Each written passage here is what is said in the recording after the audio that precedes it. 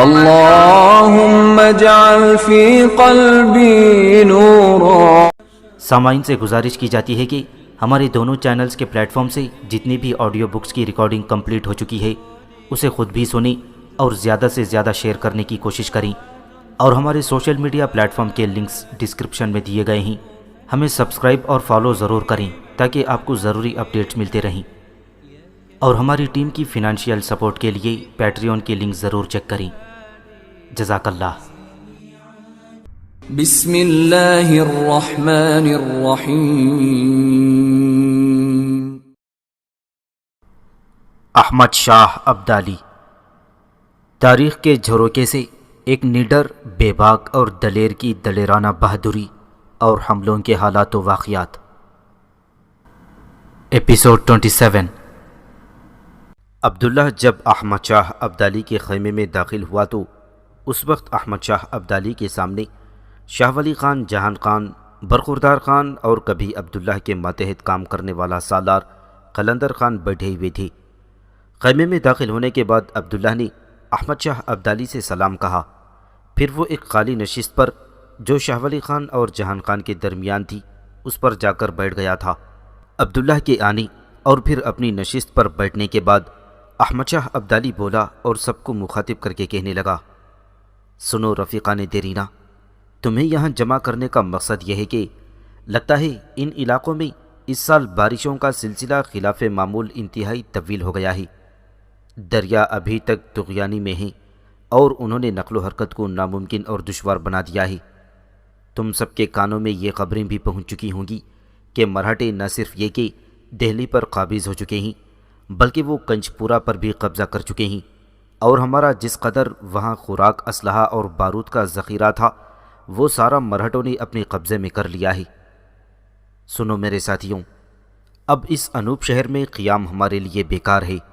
اگر ہم نے زیادہ عرصہ یہاں قیام کیے رکھا تو مرہٹے دن بدن شیر ہوتے جائیں گے، ان کی حرص و حوث بڑھتی چلی جائے گی، اور وہ ہمیں کوئی اہمیت نہ دیتے ہوئے دہلی سے نکل کر پنجاب اور لاہور پر قبضہ کرنے کے بعد ہماری واپسی کی ساری راہیں بھی مسدود کر دیں گے۔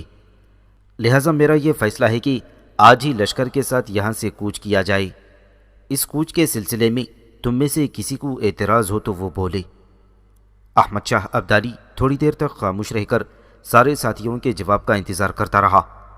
جب سب خاموش رہے، کسی نے کچھ بھی نہ کہا، تب احمد شاہ ابدالی بولا اور کہنے لگا، تمہاری خاموشی اس بات کی تائید کرتی ہے کہ تم میری تجویز سے متفق ہو۔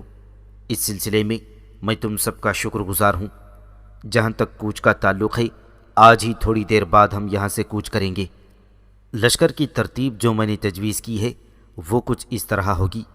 جو لشکر اس سے پہلے شاہ پسند کے ماتحت کام کر رہا ہے وہ مقدمت الجیش اور ہراول لشکر کہلائے گا۔ جو لشکر میرے پاس ہوگا وہ قلب لشکر ہوگا۔ شاہ ولی خان کے ماتحت لڑنے والا لشکر میسرہ اور جہان خان کا لشکر میمنہ ہوگا۔ ایک لشکر قلندر خان کی ماتحتی میں ہوگا جو دوسرے لشکروں کی نسبت تعداد میں چھوٹا ہوگا، اور یہ عقبی لشکر کہلائے گا۔ یہ محفوظ دستوں کے طور پر بھی کام کرے گا، اور جہاں کہیں بھی جنگ کے دوران کمک کی ضرورت پیش آئی قلندر خان اس حصے میں پہنچ کر اپنے لشکر کی تقویت کا باعث بنے گا۔ اب تم لوگ اٹھو اور لشکر کے کوچ کا انتظام کرو۔ اس کے ساتھ ہی سارے سالار اٹھ کر احمد شاہ ابدالی کے خیمے سے نکل گئے تھے۔ احمد شاہ ابدالی نے اپنے لشکر کے ساتھ انوپ شہر سے کوچ کیا۔ جب وہ دریائے جمنا کے کنارے آئے تو جمنا دریا اس وقت اپنی پوری طغیانی پر تھا، اور جمنا کو عبور کیے بغیر احمد شاہ ابدالی مرہٹوں کا سامنا نہیں کر سکتا تھا۔ احمد شاہ ابدالی دعاؤں اور عبادت کی تاثیر کا بڑا قائل تھا۔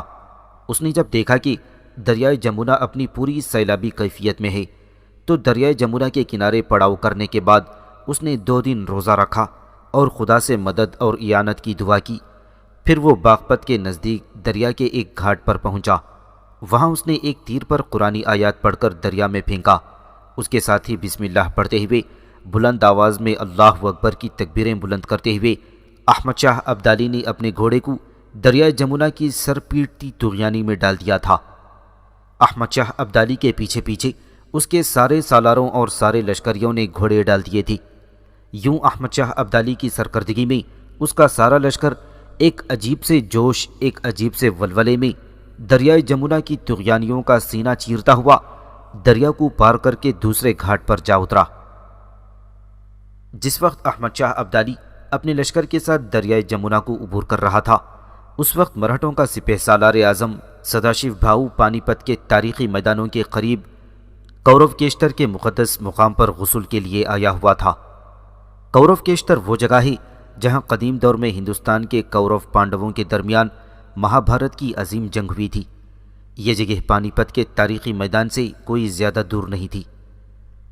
سداشیو بھاؤ کو جب خبر ہوئی کہ احمد شاہ ابدالی دریائے جمنا کو عبور کرنے کے بعد سونی پت کے میدانوں کا رخ کر رہا ہے، تو وہ کورو کیشتر سے پانی پت کے میدانوں میں پہنچ گیا، جہاں اس کا لشکر پہلے ہی پڑاؤ کیے ہوئے تھا۔ پانی پت میں پہنچنے کے بعد سداشیو بھاؤ نے ایک لشکر جو اس کا ہراول لشکر کہلاتا تھا سونی پت کے میدانوں کی طرف ڈال دیا، تاکہ احمد شاہ ابدالی کے لشکر کو آگے بڑھنے سے روک دیا جائے۔ احمد شاہ ابدالی کو بھی سداشیو بھاؤ کے اس ہراول لشکر کی پیش قدمی کی خبر ہو گئی تھی، لہٰذا اس لشکر سے نمٹنے کے لیے احمد شاہ ابدالی عبداللہ کو ہراول لشکر کے طور پر اس کی راہ روکنے کے لیے روانہ کر دیا تھا۔ احمد شاہ ابدالی کا حکم پاتے ہی جمنا کے کنارے سے عبداللہ خزام پوش کڑے لفظوں کے بھڑکتے شعلوں، صدیوں کے دھواں دھواں اندیشوں میں فہم و ادراک کے نشتر کی طرح سونی پت کے میدانوں میں داخل ہوا تھا۔ دوسری طرف مرہٹوں کا ہراول لشکر یہ امید بھی نہیں کر سکتا تھا کہ احمد شاہ ابدالی کا کوئی لشکر اس قدر برق رفتاری اور تیزی سے سونی پت کے میدانوں میں اس پر حملہ آور ہونے کے لیے پیش قدمی کرے گا۔ مرہٹوں کا لشکر اپنی ہی دھن میں مست ہو کر سونی پت کے میدانوں میں پہرا دے رہا تھا کہ عبداللہ اپنے لشکر کے ساتھ مرہٹوں کے اس ہراول لشکر پر تقدیر کے دکھ کے کانٹوں، بھاگوں میں لکھی راکھ، موت کے بستر پر انگڑائیاں لیتے آتش فشاں کی طرح حملہ آور ہوا۔ مرہٹوں کے اس مقدمت الجیش کی اگلی صفوں کی حالت عبداللہ نے ننگ و بدکاری کے جہنم، بیوہ کی بدنصیبی، یتیم کی لاچارگی، بدبختوں کی آہوں، غمزدوں کی سسکیوں جیسی بنا کر رکھ دی۔ عبداللہ کا یہ حملہ ایسا خوفناک، ایسا جاندار اور ایسا خونخوار اور اچانک تھا کہ سونی پت کے ان میدانوں میں عبداللہ اپنے لشکر کے ساتھ بادلوں کی طرح بلند پروازی میں مست، ہواؤں کی سی شہزوری اور کوہستانوں کی سی سنگینی کی طرح مرہٹوں کے اس ہراول لشکر کے اندر گھستا چلا گیا، اور اس کا قتل عام کرتے ہوئے اس نے مرہٹوں کے دل کا سکون، چین اور مرہٹوں کا صبر و تحمل اضطراب و عتاب میں تبدیل کر کے رکھ دیا تھا۔ سونی پت کے میدانوں میں عبداللہ نے اپنے مقدمت الجیش کے ساتھ مرہٹوں کے اس ہراول لشکر کو بدترین شکست دیتے ہوئے دور تک اس کا تعاقب کیا۔ آدھے سے زیادہ لشکر کو عبداللہ نے موت کے گھاٹ اتار دیا، اور باقی بچے کچے مرہٹے بڑی مشکل سے پانی پت میں خیمہ زن اپنے بڑے لشکر تک پہنچ سکے تھے۔ عبداللہ سونی پت کے میدانوں میں مرہٹوں کے ہراول لشکر کے پڑاؤ کی ہر شے کو سمیٹتا ہوا واپس دریائے جمنا کے کنارے اپنے لشکر میں پہنچ گیا تھا۔ سونی پت کے میدانوں میں عبداللہ کے ہاتھوں مرہٹوں کے ہراول لشکر کی بدترین شکست سے احمد شاہ ابدالی کے لشکریوں کے حوصلے بلند ہو گئے تھے۔ اس حالت میں احمد شاہ ابدالی نے دریائے جمنا کے کنارے سے مشہور تاریخی میدان پانی پت کی طرف کوچ کیا۔ مرہٹوں کا سپہ سالار اعظم سداشیو بھاؤ پہلے ہی پانی پت کے میدانوں میں پڑاؤ کیے ہوئے تھا۔ احمد شاہ ابدالی بھی پانی پت کے میدانوں میں داخل ہوا، اور مرہٹوں کے پڑاؤ سے 5 میل کے فاصلے پر اس نے بھی اپنے لشکر کا پڑاؤ کر لیا تھا۔ آخرکار پانی پت کے اس تاریخی میدان میں احمد شاہ ابدالی اور مرہٹوں کا سالار اعلیٰ سداشیو بھاؤ ہندوستان کی تقدیر کا فیصلہ کرنے کے لیے ایک دوسرے کے مقابلے میں صف آرا ہونے کے لیے بڑی تیزی سے تیاریاں کرنے لگے تھے۔ اسی پانی پت کے یادگار میدان میں ہندوستان کی قسمت کا پہلے بھی ایک بار فیصلہ ہو چکا تھا، جب 1526 عیسوی میں ظہیر الدین محمد بابر نے ابراہیم لودھی کو شکست دے کر ہندوستان کی سرزمین میں مغل شہنشاہیت کی بنیاد رکھی تھی۔ اب پھر اسی میدان میں احمد شاہ ابدالی اور سداشیو بھاؤ اپنے عہد کی سب سے بڑی فیصلہ کن، بڑی خوفناک اور خونخوار جنگ لڑنے کے لیے ایک دوسرے کے خلاف صف آرا ہونے کے پر تول رہے تھے۔ مرہٹوں کی قوت اور ان کے طریقہ جنگ کا اندازہ لگانے کے لیے احمد شاہ ابدالی نے یہ ترکیب نکالی کہ اپنے لشکریوں اور اپنے سپہ سالاروں کو اس نے یہ ہدایت جاری کر دی کہ اپنا پڑاؤ نہ چھوڑا جائے، اور اس قدر آگے بڑھ کر دشمن پر ضرب نہ لگائی جائے کہ کمک پہنچنا مشکل ہو جائے۔ مرہٹوں نے احمد شاہ ابدالی کے اس طریقہ کار کو اس کی بزدلی پر معمول کیا تھا۔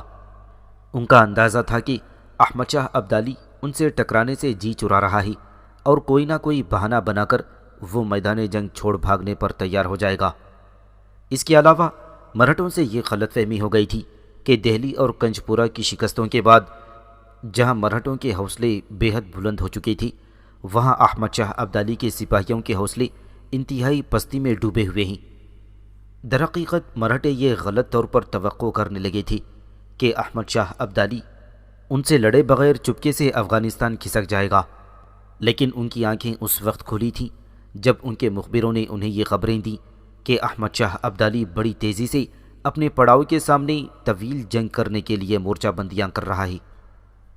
اپنے پڑاؤ کو مستحکم اور مضبوط کرنے کے بعد احمد شاہ ابدالی نے اپنے لشکر کو اس طرح ترتیب دیا تھا جس طرح جنگ لڑنی تھی۔ قلب کے طور پر احمد شاہ ابدالی خود رہا تھا۔ میسرہ کی طرف سے اس نے شاہ ولی خان کو رکھا، میمنہ پر جہان خان کو، اور برخوردار خان کے حصے میں جو لشکر آیا تھا اسے احمد شاہ ابدالی نے اپنی پشت پر ناگہانی مدد کے لیے رکھا۔ قلندر خان کو بالکل عقبی حصے میں محفوظ دستوں کے طور پر رکھا گیا تھا، جبکہ عبداللہ کی کمانداری میں ایک بڑا لشکر دے کر جہان خان کے ایک طرف صف آرا کرا دیا گیا تھا تاکہ وہ مقدمۃ الجیش کی حیثیت سے جہاں احمد شاہ ابدالی چاہی وہاں بوقت ضرورت ضرب لگا سکے۔ مرہٹوں کو جب یہ غلط فہمی ہو گئی کہ احمد شاہ ابدالی ان کے ساتھ جنگ کرنے سے جی چرا رہا ہے اور پھر یہ کہ وہ میدان جنگ میں نہیں نکلنا چاہتا، تو انہوں نے چھوٹے چھوٹے لشکر ترتیب دے کر احمد شاہ ابدالی کے لشکر پر شبخون مارنے کی تیاریاں شروع کر دیں۔ سب سے پہلا شبخون احمد شاہ ابدالی کے لشکر پر مارا گیا۔ وہ کوئی اتنا کارگر ثابت نہ ہوا، تاہم یہ شبخون اس حصے میں مارا گیا تھا جہاں شاہ ولی خان موجود تھا۔ پھر کچھ دیر کا وقفہ ڈال کر اس حصے پر مرہٹوں نے ایک زوردار شبخون مارا۔ شاہ ولی خان نے پوری قوت سے اس شبخون کا مقابلہ کیا۔ شاہ ولی خان کے کچھ لشکری اس جنگ میں کام آئی، جبکہ کئی مرہٹے بھی اس شبخون کے دوران میدانی جنگ میں کام آ گئے تھے۔ اس کے بعد احمد شاہ ابدالی نے مرہٹوں کے ساتھ اپنی جنگ کی ابتدا کی۔ یہ جنگ اپنی نوعیت کے لحاظ سے عجیب و غریب، نرالی اور انوکھی تھی، اس لیے کہ یہ جنگ وقفے وقفے سے لڑی جاتی، پھر دونوں لشکر پیچھے ہٹ جاتی۔ احمد شاہ ابدالی کا طریقہ کار یہ تھا کہ سامنے کی طرف سے وہ برخوردار خان کے ساتھ مرہٹوں پر خود ضرب لگاتا، لشکر کو ساتھ لے کر مرہٹوں کے دائیں جانب شاہ ولی خان نزول کرتا اور مرہٹوں کے بائیں جانب جہان خان پوری قوت سے ٹوٹ پڑتا تھا۔ پہلے روز جب احمد شاہ ابدالی نے جنگ کا یہ طریقہ کار شروع کیا اور جو ہی جنگ اپنے عروج پر آئی، عبداللہ بھی اپنے لشکر کے ساتھ حرکت میں آیا۔ میدان جنگ سے دور ہی دور رہتے ہوئے عبداللہ نے اپنے لشکر کے ساتھ ایک لمبا چکر لگایا، پھر اس نے بڑے خونخوار انداز میں اپنا رخ بدلا، پھر وہ مرہٹوں کے لشکر کی پشت پر ان کے قریب جا نمودار ہوا تھا۔ مرہٹوں کا پورا لشکر اس وقت سامنے کی طرف سے، احمد شاہ ابدالی ایک طرف سے، شاہ ولی خان دوسری طرف سے، جہان خان کے ساتھ میدانی جنگ میں بری طرح مصروف تھا۔ مرہٹوں کا پورا لشکر اس وقت سامنے کی طرف سے احمد شاہ ابدالی، ایک طرف سے شاہ ولی خان اور دوسری طرف سے جہان خان کے ساتھ میدان جنگ میں پوری طرح مصروف تھا۔ وہ گمان بھی نہیں کر سکتے تھے کہ احمد شاہ ابدالی کا پسندیدہ جرنیل شاہ پسند ان کے عقب میں ان کے پڑاؤ کو بھی نیست و نابود کر سکتا ہے۔ مرہٹوں کے پڑاؤ کے نزدیک نمودار ہونے کے بعد عبداللہ نے اپنے لشکر کی صفوں کو خوب ایک دوسرے کے نزدیک کر لیا تھا۔ پھر اس نے اپنے لشکریوں کو مخصوص اشارہ کیا اور اس کے بعد وہ خیالات کی گہرائی، معانی کی رقت و جدت، آہنگ کے طلسم اور رات کے سکوت میں پھیلتے موت کے سیاہ نقاب کی طرح مرہٹوں کے اس پڑاؤ پر وارد ہو گیا تھا۔ عبداللہ نے اپنے لشکر کے ساتھ مرہٹوں کے پڑاؤ پر طوفان خیز بادلوں، کائنات کے ذروں کو ایک ہیجان میں بدلتے باد و باراں کے تیز طوفانوں، زندگی کی راحت و اطمینان میں آندھیوں کے تھپیڑوں، موت کے کرب کی ایک فعال قوت اور نیستی کی تاریکیوں میں جوش مارتی بے آب و گیاہ صحراؤں کی طرح حملہ آور ہوا تھا۔ پڑاؤ کی حفاظت کے لیے مرہٹوں نے جو لشکر مقرر کر رکھا تھا، عبداللہ نے لمحوں کے اندر اس کا قتل عام شروع کر دیا۔ پڑاؤ کے اندر خوراک اور ہتھیار کی صورت میں جس قدر ذخیرہ تھا، عبداللہ نے وہ لوٹ لیا۔ اس کے بعد اس نے پڑاؤ کو آگ لگا دی عبداللہ پڑاؤ کی ہر چیز سمیٹ کر اپنے لشکر کی طرف واپس ہو لیا، جبکہ چند ہی لمحوں بعد مرہٹوں کا وہ پڑاؤ جلتے تپتے صحرا کی صورت اختیار کر گیا تھا۔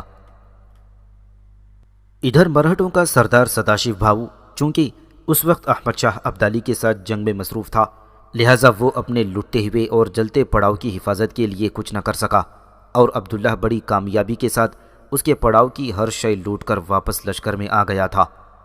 عبداللہ کے اس کارنامے سے احمد شاہ ابدالی اور اس کے لشکر کو بڑی تقویت ہوئی تھی۔ جہاں اس سے پہلے احمد شاہ ابدالی اپنے لشکر کے لیے کمک اور دیگر ضروریات کی کمی محسوس کر رہا تھا، وہاں اب وہ مطمئن تھا کہ مرہٹوں کے پڑاؤ سے انہیں ہر وہ چیز میسر آ گئی تھی جس کی وہ کمی اور ضرورت محسوس کرتے تھے۔ تاہم اس روز جنگ شام کے قریب بغیر کسی فیصلے تک جاری رہی اور لشکروں نے سورج غروب ہوتے ہی جنگ بند کر دی۔ تاہم احمد شاہ ابدالی نے چھوٹے چھوٹے لشکر مرہٹوں کے لشکر کے اطراف میں پھیلا دیے تھے تاکہ انہیں کسی قسم کی رسد اور کمک نہ پہنچ جائے۔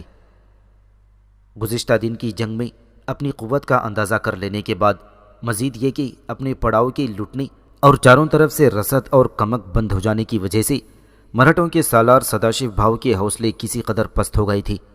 ان حالات میں اس نے شجاع الدولہ سے التجا کی کہ وہ کسی بھی قیمت پر احمد شاہ ابدالی سے اس کی صلح کرا دی۔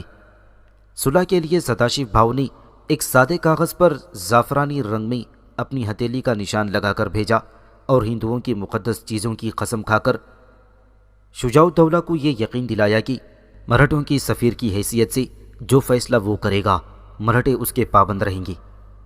احمد شاہ ابدالی شاید مرہٹوں کی شرائط پر غور کرتا، لیکن ہندوستان کی مغل افواج کا سپہ سالار نجیب الدولہ کسی بھی صورت مرہٹوں کے ساتھ صلح کرنے کے لیے تیار نہیں تھا۔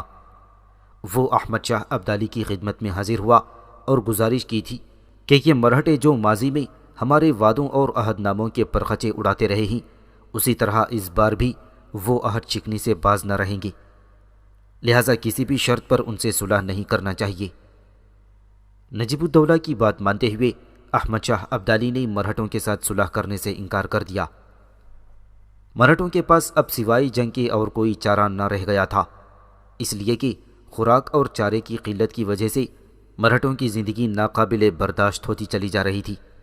اس صورتحال میں مرہٹوں کے بڑے بڑے سالار اور سردار اپنے سالار سداشیو بھاؤ کے پاس جمع ہوئے اور اسے اپنی حالت زار سے آگاہ کیا۔ انہوں نے سداشیو بھاؤ کو آگاہ کیا کہ پانی پت میں اناج بالکل نایاب ہو چکا ہے اور اگرچہ کل تک معاملہ یوں ہی رہا تو مرہٹا فوج بھوکوں مرنے لگے گی۔ مرہٹا سرداروں نے سداشیو بھاؤ کو یہ بھی مشورہ دیا کہ فاقہ کشی کی موت سے تو لڑ کر مر جانا بہتر ہے، بہرحال وہی ہوگا جو تقدیر میں لکھا ہوا ہے۔ اس صورتحال سے مجبور ہو کر سداشیو بھاؤ نے جنگ لڑنے کا فیصلہ کر لیا۔ اپنے سرداروں کو حکم دیا کہ جنگ کے لیے تیار ہو جائیں۔ ایک بار پھر اس نے ایک خط اودھ کے نواب شجاع الدولہ کی طرف روانہ کیا جس میں اس نے لکھا تھا کہ اب فیصلہ کن لمحے کا موقع گزر جائے گا۔ شجاع الدولہ یہ خط لے کر احمد شاہ ابدالی کی خدمت میں حاضر ہوا۔ احمد شاہ ابدالی اس وقت گہری نیند سو رہا تھا۔ شجاع الدولہ نے اسے جگایا اور مرہٹوں کا خط پیش کرنے کے ساتھ ساتھ ان کے عزائم سے بھی آگاہ کر دیا۔ احمد شاہ ابدالی نے خط کا جواب دینے کے بجائے اپنے لشکر کو جنگ کے لیے تیار ہونے کا حکم دے دیا اور صف بندی شروع کر دی گئی۔ شاید وہ ہر صورت میں مرہٹوں کے ساتھ دو دو ہاتھ کر کے ان کی ترکتاز اور یلغار کو ختم کر کے امن قائم کرنے پر تلا ہوا تھا۔ مرہٹوں نے اپنے لشکر کی ترتیب کچھ اس طرح رکھی کہ لشکر کا وسطی حصہ سداشیو بھاؤ نے اپنے پاس رکھا، دائیں طرف کے لشکر کا کماندار ملہاڑ راؤ ہولکر کو بنا دیا گیا، بائیں طرف کے لشکر کی کمانداری راماجی گائیکواڑ کے حوالے کر دی گئی تھی۔ دوسری طرف احمد شاہ ابدالی نے بھی اس بار مرہٹوں کے ساتھ جنگ کے لیے لشکر کی ترتیب تبدیل کر دی تھی۔ اس بار قلب یعنی لشکر کا درمیانی حصہ شاہ ولی خان کی کمانداری میں دیا گیا تھا، لشکر کے بائیں حصے کی کمانداری عبداللہ کے سپرد کر دی گئی اور جبکہ لشکر کا دایاں حصہ برخوردار خان کی کمانداری میں رکھا گیا۔ خود احمد شاہ ابدالی اپنے لشکر کے حصے کے علاوہ جہان خان کے لشکر کے حصے کے ساتھ پشت میں پڑاؤ کیے رہا۔ چھوٹے سردار قلندر خان کو بھی اپنے ساتھ رکھ لیا گیا تھا۔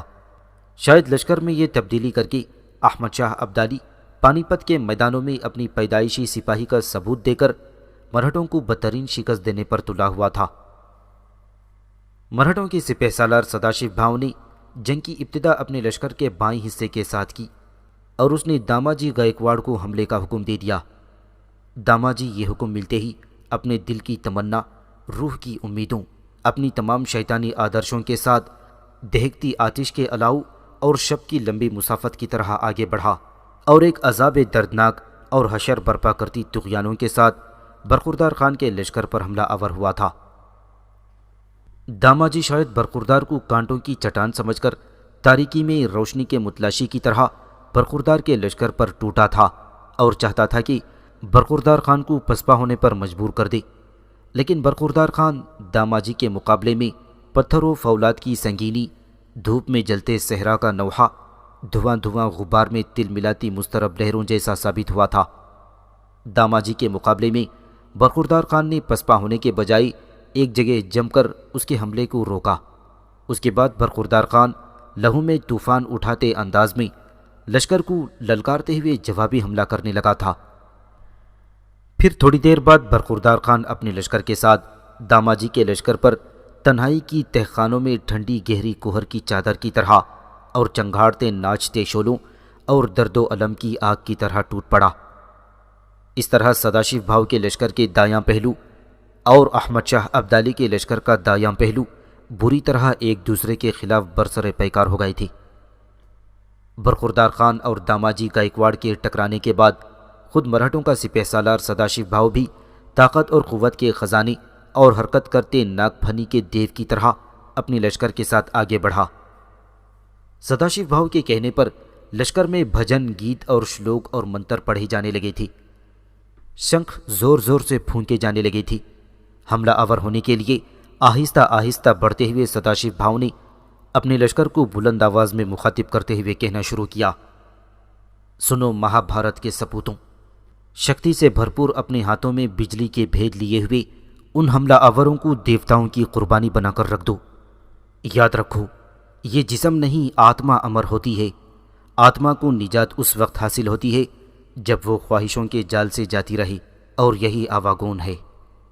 سنو میرے ہم وطنوں، ان حملہ آوروں کی زندگی کی دیواریں گرا دو، آگے بڑھ کر ان پر حملہ آور ہو کر دکھ کے بھورے سائے بن کر ان کے جیون کو دھواں دھواں تاریکی بنا کر رکھ دو۔ چتا کی سلگتی آگ کی طرح آگے بڑھ کر حملہ کرنا اور احمد شاہ اور اس کے لشکریوں کی دل کی کٹھورتا کو درد و الم میں تبدیل کر کے رکھ دینا۔ ان حملہ آوروں کی حالت اپنے تیز اور جان لیوا حملوں سے کائی لگی دیواروں، یادوں کے اجڑے بھیانک کھنڈروں اور اندھیری رات کے سناٹے میں یادوں کے پرانے گنبدوں جیسی بنا کر رکھ دینا۔ سداشیو بھاؤ کے یوں اشتعال دلانے پر اس کے لشکری عداوت اور نفرت کے ریتیلے طوفان وقت کے لامحدود سمندر میں دردناک سمو اور نہ ختم ہونے والے بھور کی طرح آگے بڑھ کر شاہ ولی خان کے لشکر پر حملہ آور ہو گئے تھے۔ یہ حملہ ایسا تیز اور جان لیوا تھا کہ لگتا تھا کہ سداشیو بھاؤ اور اس کے لشکری شاہ ولی خان کے لشکر میں دور تک گھستے چلے جائیں گے، لیکن شاہ ولی خان نے بڑی جوامردی، بڑی ہمت و پامردی کا مظاہرہ کیا اور اس کے اس ہولناک حملے کو روک دیا تھا۔ اس کا شاہ ولی خان کے لشکر پر حملہ آور ہونا تھا کہ احمد شاہ ابدالی کے لشکر میں ایک انقلاب اور ایک خوفناک کروٹ نمودار ہوئی، اور وہ اس طرح کہ عبداللہ جسے دشمن کے میسرہ سے ٹکرانا تھا، اچانک وہ تلاتم اور ولولوں، خونی انگڑائی اور تیزابی تلقیوں کی طرح اپنے دائیں طرف بڑھتا چلا گیا اور اپنے لشکر کے ساتھ وہ مرہٹوں کے قلب لشکر جس کی کمانداری سداشیو بھاؤ کر رہا تھا، اس کے لشکر پر حملہ آور ہو گیا تھا۔ مرہٹوں کا میمنہ جس کی کمانداری ان کا سپہ سالار ملہاڑ راؤ ہولکر کر رہا تھا، اس نے جب دیکھا کہ عبداللہ اس کے ساتھ ٹکرانے کے بجائے قلب لشکر پر حملہ آور ہو گیا ہی، تو اس نے اس موقع کو غنیمت جانا۔ وہ چاہتا تھا کہ عبداللہ کی پشت کی طرف سے حملہ آور ہو کر اس کے لشکر کو ناقابل تلافی نقصان پہنچائے، لیکن لگتا تھا کہ احمد شاہ ابدالی نے سارے انتظامات خوب سوچ سمجھ کر کیے تھے، اور وہ ہر صورت میں جنگی بصارت اور عسکری مماثلت میں دشمن کو اپنے سامنے زیر اور مغلوب کرنے پر تلا ہوا تھا۔ جو ہی عبداللہ اپنے لشکر کے ساتھ مڑتے ہوئے مرہٹوں کے قلب لشکر پر حملہ آور ہوا، اور مرہٹوں کے جرنیل ملہاڑ راؤ ہولکر نے چاہا کہ عبداللہ کی پشت پر حملہ آور ہو جائے، عین اسی وقت پشت پر انتظار میں کھڑے احمد شاہ ابدالی نے ایک زبردست قدم اٹھایا، اور وہ اس طرح کہ اپنے لشکر کو بڑی تیزی کے ساتھ لے کر اس جانب بڑھا تھا جس جانب جنگ سے پہلے عبداللہ اپنے لشکر کے ساتھ صفیں درست کیے ہوئے کھڑا تھا۔ پھر وہاں آتے ہی احمد شاہ ابدالی دشمن کے میمنہ، جس کی کمانداری ملہاڑ راؤ ہولکر کر رہا تھا، اس کے لشکر پر تند و طوفان کی طرح حملہ آور ہو گیا تھا۔ اپنے پہلے ہی حملے میں احمد شاہ ابدالی نے ملہاڑ راؤ ہولکر کے لشکر کو سر سے لے کر پاؤں تک ہلاتے ہوئے خون آلود کرنا شروع کر دیا تھا۔ احمد شاہ ابدالی کے یوں جنگ میں کودنے کے ساتھ ہی جہان خان بھی حرکت میں آیا۔ اپنے لشکر کے ساتھ ایک لمبا چکر کاٹتے ہوئے وہ اس سمت آیا جہاں داماجی گائیکواڑ برخوردار کے ساتھ برسر پیکار تھا۔ پھر داماجی گائیکواڑ کے لشکر کے وسطی حصے پر جہان خان ضمیر آدم پر ضرب لگاتے شعلوں کی نگاہ کی طرح ٹوٹ پڑا تھا۔ دونوں لشکروں کے پوری طرح ایک دوسرے سے ٹکرانے اور سارے حصوں کے جنگ میں کودنے کی وجہ سے میدان جنگ وحشت کے محیب جنگل، وحشت و سراسیمگی کی آماجگاہ کی صورت اختیار کر گیا تھا۔ ایسے میں عبداللہ اپنے جان فروش محافظ دستوں کے ساتھ مرہٹوں کے قلب لشکر کے اس حصے کی طرف بڑھا جہاں مرہٹوں کا سپہ سالار سداشیو بھاؤ چلا چلا کر اپنے لشکریوں کے حوصلے بڑھا رہا تھا۔ پھر عبداللہ خواہشوں کے افریت، حسرتوں کے تلاطم کی طرح اور گریزپا ساعتوں کی طرح اپنے سامنے آنے والے مرہٹوں کو کاٹتا ہوا اور چیرتا ہوا سداشیو بھاؤ کے سر پر پہنچ گیا اور اس پر جان لیوا حملہ کر دیا۔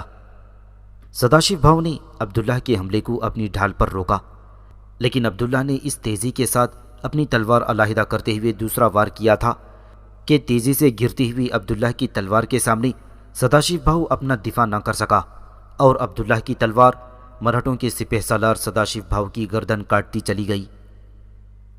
سداشیو بھاؤ کا دھڑ اور سر علیحدہ ہو کر زمین پر گر گئے تھے۔ اس موقع پر احمد شاہ ابدالی کے کسی منچلے سپاہی نے اپنے گھوڑے سے کود کر سداشیو بھاؤ کا سر اپنے نیزے پر بلند کرتے ہوئے مرہٹوں کو دکھانا شروع کر دیا۔ پھر وہ سر اس نے احمد شاہ ابدالی کے سامنے جا کر پھینک دیا۔ اس موقع پر مرہٹوں کے پیشوا بالاجی راؤ کے بیٹے وشواس راؤ نے، جو مرہٹوں کے لشکر کا برائے نام سپہ سالار تھا، حرکت میں آتے ہوئے اپنے قلب لشکر کو سنبھالنے لگا، لیکن احمد شاہ ابدالی کا ایک گمنام لشکری وشواس راؤ پر ٹوٹ پڑا اور اپنے پہلے ہی حملے میں وشواس راؤ کی اس نے گردن کاٹ کر رکھ دی تھی۔ اب اپنے پیشوا بالاجی راؤ کے بیٹے وشواس راؤ اور اپنے سپہ سالار اعلیٰ سداشیو بھاؤ کے مرنے کی وجہ سے مرہٹوں کے اندر ایک طرح کی سراسیمگی اور کم حوصلگی کے آثار نمودار ہونے لگے تھے۔ وشواس راؤ اور سداشیو بھاؤ کے مرنے کے بعد مرہٹے جی چھوڑ بیٹھے۔ تھوڑی دیر تک وہ جنگ کرتے رہے، پھر وہ میدان جنگ سے شکست اٹھاتے ہوئے بھاگ کھڑے ہوئے۔ احمد شاہ ابدالی نے دور تک اپنے لشکر کے ساتھ ان کا تعاقب کرتے ہوئے جی بھر کر ان کا قتل عام کیا۔ اس جنگ میں مرہٹوں کو بہت زیادہ جانی اور مالی نقصان اٹھانا پڑا۔ میدان جنگ میں 28,000 مرہٹے کام آئے تھے۔ ہزارہ مرہٹے میدان جنگ کے باہر فرار ہوتے ہوئے مارے گئے اور بہت سے سپاہی سردی سے اکڑ کر ہلاک ہو گئے۔ احمد شاہ ابدالی کے ہاتھ بے انتہا مال غنیمت آیا۔ قریباً 5,000 مرد، عورتیں اور بچے، جنہیں سرداروں اور دیگر اعلیٰ عہدیداروں کے بیٹے اور دیگر رشتہ دار بھی شامل تھے، قیدی بنا لیے گئے تھے۔ احمد شاہ ابدالی کے لشکریوں نے خوبصورت برہمن عورتیں صرف 1 تومان تقریباً 10 روپے کے عوض ہندوستانی سپاہیوں کے ہاتھ فروخت کر دیں۔ اس کے علاوہ بے شمار جواہرات، نقد روپیہ، اسلحہ اور گھوڑے احمد شاہ ابدالی کے ہاتھ آئے، لیکن اس نے اپنی اس عظیم اور شاندار فتح سے کوئی سیاسی فائدہ نہ اٹھایا۔ وہ اس وقت چاہتا تو مرہٹوں کا پورا خاتمہ کرنے کے بعد نہ صرف مرہٹوں کی سلطنت پر قبضہ کر سکتا تھا، بلکہ پورے ہندوستان پر اپنی بادشاہت قائم کر سکتا تھا، لیکن اس نے ایسا نہیں کیا۔ مرہٹوں کا تعاقب ترک کرنے کے بعد احمد شاہ ابدالی واپس پانی پت کے میدان میں آیا۔ سب سے پہلے اس نے شیخ بو علی قلندر کے مزار پر حاضری دی اور اپنے حق میں دعا مانگی۔ اس موقع پر وہ ایک بیش بہا چوغا زیب تن کیے ہوئے تھا جو کوہ نور اور دیگر جواہرات سے مزین تھا۔ اس کے بعد احمد شاہ ابدالی نے پانی پت کے میدانوں میں چند دن تک اپنے لشکر کے ساتھ قیام کیا، پھر وہ دہلی کی طرف روانہ ہوا۔ دہلی سے 16 میل کے فاصلے پر شہر کے معززین نے احمد شاہ ابدالی اور اس کے لشکریوں کا استقبال کیا، جبکہ دہلی میں مرہٹوں کا گورنر نارو شنکر مرہٹوں کی شکست کی خبر سنتے ہی دہلی چھوڑ کر فرار ہو گیا تھا۔ پانی پت کی لڑائی نے شمالی ہندوستان میں مرہٹوں کی روز افزون طاقت کو پوری طرح کچل کر رکھ دیا تھا۔ احمد شاہ ابدالی کی فتح کے بعد ہندوستان کی مغل سلطنت پوری طرح احمد شاہ ابدالی کے رحم و کرم پر تھی، لیکن احمد شاہ ابدالی نے اس موقع پر کوئی فائدہ نہ اٹھایا۔ اس کی کئی وجوہات تھیں۔ اول یہ کہ احمد شاہ ابدالی اپنے ملک اور اہل وطن سے شدید لگاؤ رکھتا تھا۔ اسے یہ منظور نہیں تھا کہ وہ مستقل طریقے سے ہندوستان میں آباد ہو جائے۔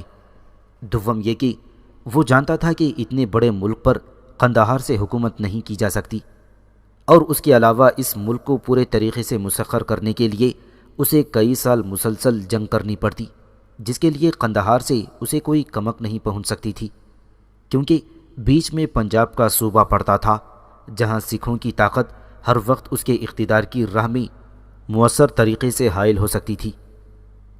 ہندوستان میں اب اس کی دلچسپی صرف پنجاب کی حد تک محدود تھی، جہاں وہ اپنے اقتدار کو اور بھی زیادہ مستحکم کرنا چاہتا تھا تاکہ ضرورت پڑنے پر وہ شمالی ہندوستان تک آسانی سے پہنچ سکے اور اسے کوئی رکاوٹ پنجاب میں نہ ہو۔